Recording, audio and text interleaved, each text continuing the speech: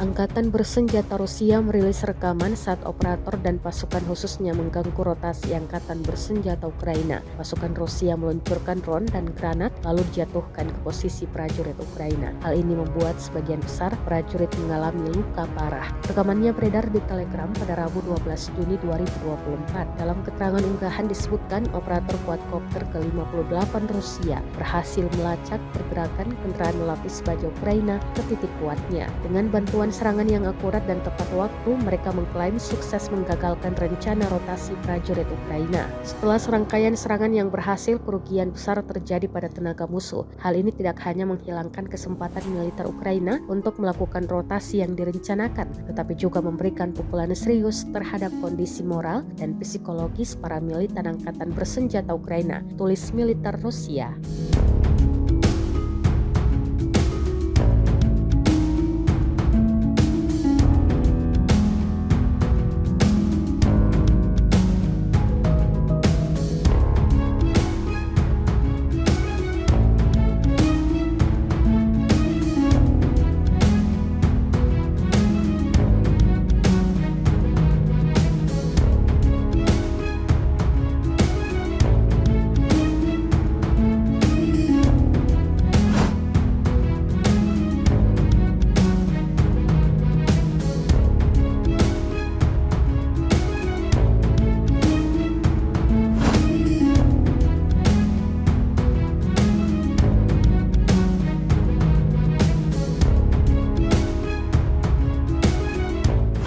Download Tribun X sekarang, menghadirkan lokal menjadi Indonesia.